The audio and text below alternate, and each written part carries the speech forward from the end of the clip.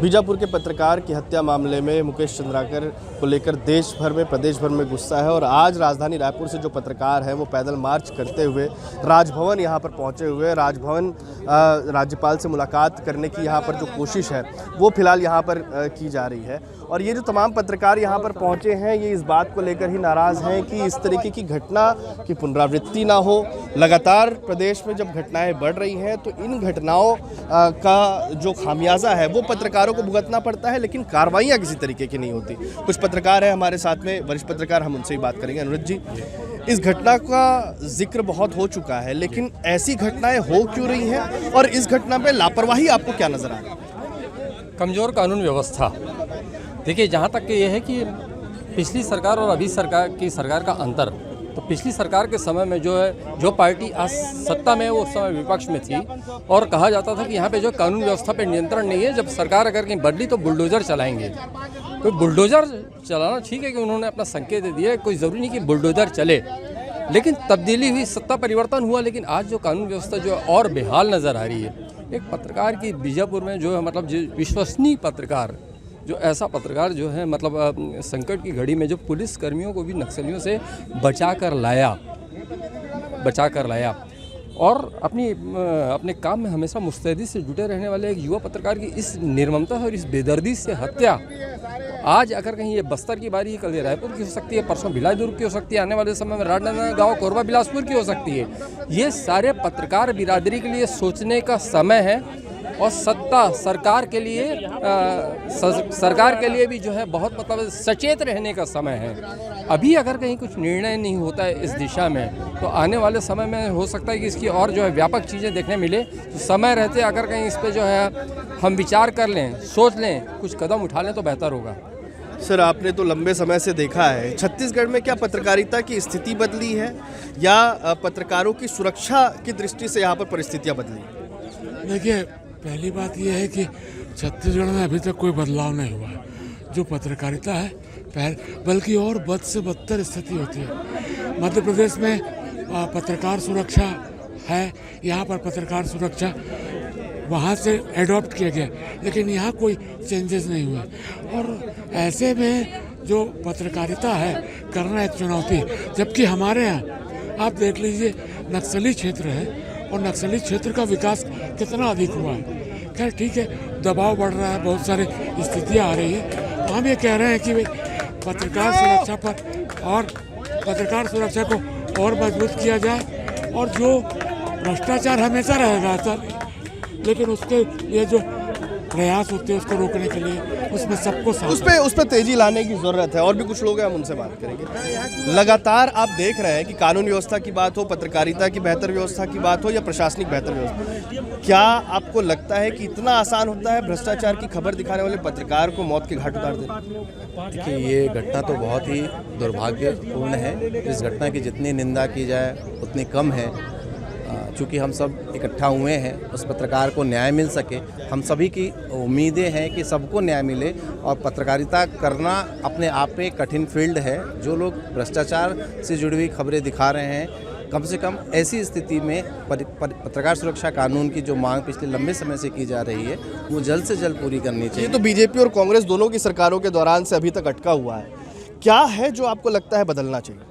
देखिए, बदलने के लिए तो यहाँ पर बहुत सारी चीज़ें में बदलाव की स्थिति बनती है, लेकिन सबसे बड़ी बात यह है कि दूरस्थ इलाकों में जिस तरह से पत्रकार अपनी जान जोखिम में डालकर पत्रकारिता कर रहे हैं, तो उनके लिए कम से कम उनकी आवाज़ राजधानी में बैठे लोग सुने।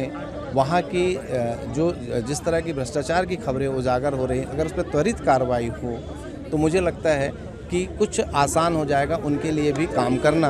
और उनको भी लगेगा कि हाँ, उन्होंने ये खबर दिखाई है, एक खबर को उन्होंने छापा है, प्रकाशित किया है, तो जनता को इसका बेनिफिट मिलेगा। ठीक है, कुछ युवा पत्रकारों से भी हम पूछेंगे कि वो क्या सोचते हैं इस घटना को लेकर, आपको क्या लगता है और क्या होना चाहिए? जिस तरीके से कल खबर आई और सारी चीज़ें सामने आई, तब तक ऐसा लग रहा था कि इतनी बड़ी घटना नहीं होगी, लेकिन जैसे ही हमको खबर के बारे में पता चला तब सबसे पहले तो ये ख्याल आया कि कोई इस हद तक भी जा सकता है। आप पत्रकारिता तो छोड़िए, इंसानियत की भी जब बात आती है तो कोई बदला लेने के स्तर पे किस हद तक जा सकता है ये यहाँ पे पता चला। और जैसा कि बात कही जाती है कि हम लोगों का जो काम है, पत्रकारिता ऐसा पेशा है कि कोई ये थैंकलेस जॉब है, इसके लिए हमको कभी धन्यवाद नहीं मिलता। और जब ऐसी बड़ी घटनाएं होती हैं तब पता चलता है कि कितनी कठिनाई होती है और कितना चुनौतीपूर्ण होता है ये काम। स्पेशली बस्तर जैसे एरिया में काम करना और शहरों के पत्रकारों को दिल्ली जैसी जगह में मदद करना, ये एक बताता है इस घटना से कि लोगों का जो वो है, ताकत है ऐसे लोगों का, ठेकेदार जैसे लोगों का, वो किस हद तक बढ़ा हुआ है हमारे राज्य में। ठीक है शुभम, सबसे बड़ा सवाल कि कितना आसान या मुश्किल है राजधानी शहर या दिल्ली जैसी राजधानी में काम करना और बस्तर जैसे बीहड़ नक्सल प्रभावित क्षेत्र में काम? जाहिर तौर पे मुझे लगता है कि लोकल लेवल पे काम करना सबसे ज़्यादा मुश्किल है, क्योंकि एक तरह से आप राजधानी में जब काम करते हैं तो वो खतरे नहीं है वहाँ पे जो लोकल लेवल पे हैं। जैसे अभी जो घटना हुई है, हम देखते हैं कि एक ठेकेदार के साथ, जैसे पहली जो सोच आती है कि बस्तर में एक पत्रकार मारा गया, तो पहले ख्याल ये आता है कि हो सकता है नक्सली कोई घटना की वजह से उसकी जान गई होगी, लेकिन शॉकिंग था कि ठेकेदार की वजह से उसकी मौत हो गई। तो खतरनाक तो है, लोकल लेवल पे ज़्यादा खतरनाक है। राजधानी में बैठ के पत्रकारिता करना इसके मुकाबले ज़्यादा मुश्किल है। बिल्कुल मुश्किल है। हमारे साथ में कुछ और भी वरिष्ठ पत्रकार हैं, हम उनसे भी समझेंगे। सर, आपने तो लंबा समय देखा है, सरकारों को बदलते हुए देखा है, छत्तीसगढ़ बनते हुए देखा है, कितनी तस्वीरें बदली हैं और अभी क्या बदलने की ज़रूरत है?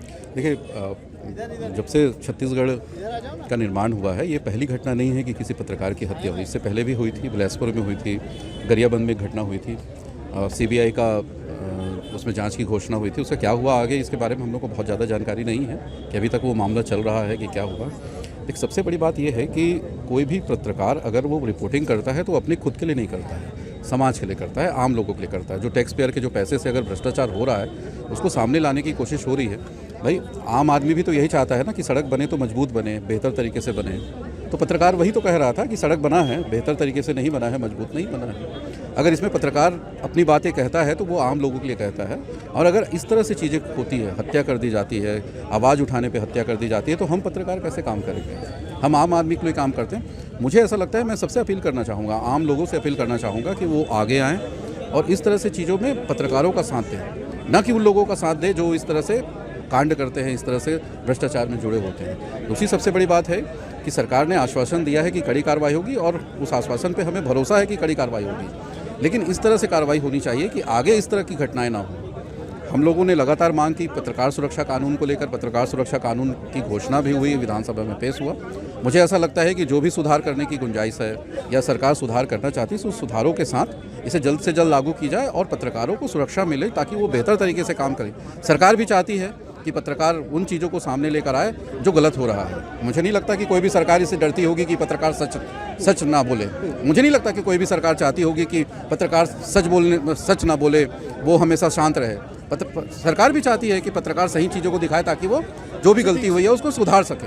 तो सरकार को भी साथ देना चाहिए, आम आदमी को भी साथ देना चाहिए, और मुझे ऐसा लगता है कि इस पर गंभीरता से विचार करने की ज़रूरत है। समाज के सभी वर्गों को विचार, बिल्कुल समाज के सभी वर्गों को गंभीरता से विचार करने की ज़रूरत है। और भी कुछ लोग हैं हमारे साथ में, हम उनसे भी बात करेंगे। अवधेश जी, परिस्थितियाँ बदल गई हैं, सरकारें भी बदलती रहती हैं, कमी कहाँ पर आ रही है कि पुलिस भी सुरक्षित नहीं है, कलेक्टर भी सुरक्षित नहीं है, आम आदमी तो सुरक्षित है ही नहीं, पत्रकार भी सुरक्षित नहीं? देखिए, कमी केवल जिम्मेदारियों का है।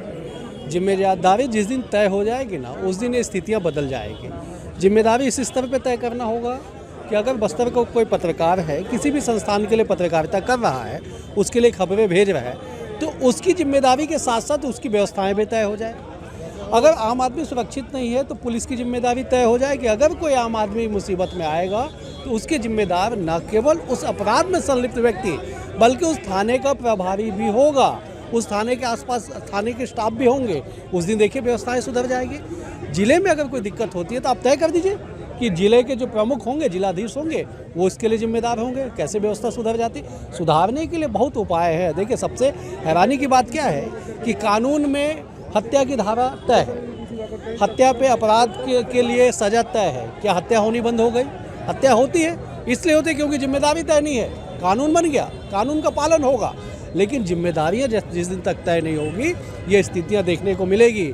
आप यकीन मानिए, कल मुकेश की हत्या हुई है, कल अवधेश की भी हत्या हो सकती है, किसी की भी हत्या हो सकती है।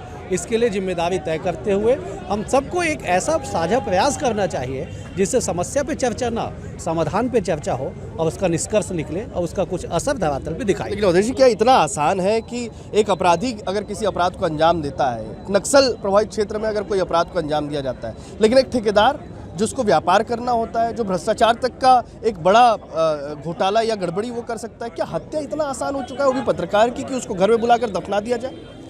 कौन ठेकेदार? आप समझिए ना, ठेकेदार के पीछे की कहानी समझिए। ठेकेदार बना कैसे, किसके आशीर्वाद से ठेकेदार बना, किसका चरण पकड़ के यहाँ तक पहुँचा? आप उस कड़ी को तलाशिए, उस कड़ी के अंतिम कड़ी पे वार कीजिए ना। एक ठेकेदार की कतई ये हिम्मत नहीं है, हम लोग भी कई सालों से पत्रकारिता कर रहे हैं, एक ठेकेदार की विशुद्ध रूप से इतनी हिम्मत नहीं है कि वो इस तरह की घटना को अंजाम दे दे। वो मुकेश के साथ, जिस मुकेश को आधी दुनिया जानती है पत्रकारिता के क्षेत्र में जुड़े हुए, मैं भारत की बात नहीं कर रहा हूँ, मैं विश्व की बात कर रहा हूँ। पत्रकारिता से जुड़े हुए आधी दुनिया मुकेश चंद्राकर के नाम से वाकिफ थी। महज 30-32 साल की उम्र में उसने इतना संघर्ष किया, इतना मुकाम बनाया, उसकी हत्या इतनी आसानी से, ये केवल और केवल ठेकेदार की गलती नहीं है। अगर सूक्ष्म जांच हो जाए, अगर इसमें बृहद जांच हो जाए तो अमित जी आप यकीन मानिएगा ठेकेदार के पीछे खेलने वाले लोग सामने आ जाएंगे। बिल्कुल, बेनकाब होने के लिए तो बहुत सारे चेहरे हैं, लेकिन उन्हें बेनकाब करेगा कौन, ये अब भी एक बड़ा सवाल बना हुआ है। और ऐसे ही तमाम अपडेट के साथ में हम इससे जुड़ी तमाम खबरें आप तक पहुंचाते रहेंगे। फिलहाल राजभवन पहुंचे हुए हैं पत्रकार, राजभवन में राज्यपाल से मिलने का समय अब तक नहीं मिल सका है और इस बात की भी नाराज़गी है कि व्यवस्था कब सुधरेगी अगर आसानी से राज्यपाल से मुलाकात नहीं हो पाती, आसानी से पुलिस अधीक्षक अपना काम नहीं कर पाता, पत्रकार सुरक्षा को लेकर अगर कोई कड़े फैसले त्वरित फौरी तौर पर नहीं लिए जा पाते हैं, तो आखिरकार ये सिस्टम चल कैसे रहा है, ये एक बड़ा सवाल है। छत्तीसगढ़ से TV9 के लिए अमित मिश्रा।